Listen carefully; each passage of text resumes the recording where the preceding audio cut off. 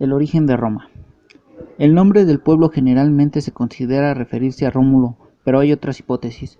Una de ellas se refiere a Roma, la cual sería la hija de Aeneas o Evadrus.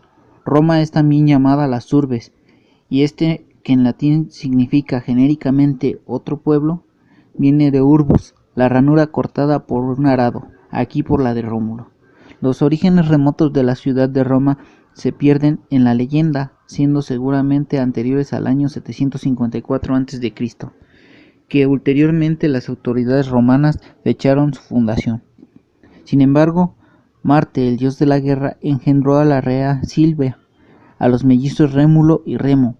Por ese motivo, al nacer los mellizos fueron arrojados al Tíber dentro de una canasta, en la cual encalló en la zona de las 7 colinas situadas cerca de la desembocadura del Tíber en el mar, siendo recogidos por una loba que se acercó a beber y que los amamantó en su guardia del monte Palatino hasta que fueron hallados y rescatados por un pastor cuya mujer los crió. Posición social y económica en Roma. Los niños eran acompañados por el pedagogus, esclavo de confianza clase, por el cambusaurius, que era el esclavo encargado de llevar la capsa estuche escolar.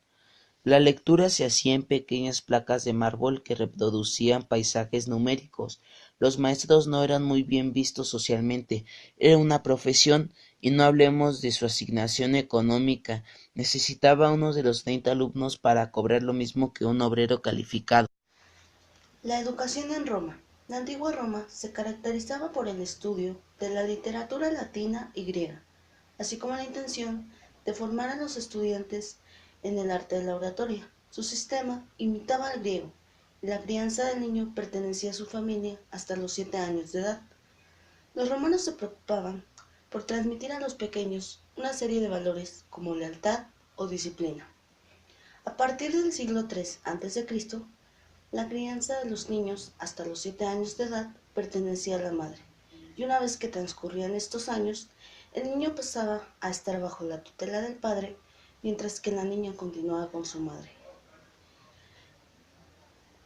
Las actividades que el hombre realizaba eran prácticamente agricultura, manejo de armas y ritos religiosos, mientras que las mujeres se preparaban prácticamente para las actividades domésticas. Los métodos de educación en los que se basaba la educación romana eran el trivium, que comprendían los estudios de retórica, gramática y dialéctica, y el quadrivium, que comprendían los estudios de astronomía, música, aritmética y geometría. En esta etapa surgen las figuras de maestro-alumno. El principal pedagogo romano de la época fue Quintiliano. Las etapas de la educación en Roma fueron: 1. Época primitiva. Se transmite la educación en el hogar. Los padres son los encargados de la formación moral de los hijos y a través de los diferentes oficios domésticos, labores en el hogar, crianza de animales, cultivo de la tierra, etc. 2. Roma republicana. Es la época de empleado. 2. Roma republicana. Es la época de esplendor del imperio. Se caracteriza por tener una gran influencia de la cultura griega debido a la formación de una nueva clase social que ostenta el poder político. Se exige una educación superior. 3.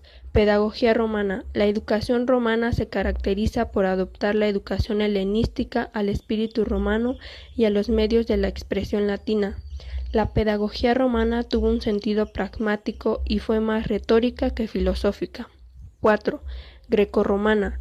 Para los griegos y los romanos de la época clásica, la escuela tenía como ideal la formación armoniosa dotada de una educación intelectual, corporal y artística.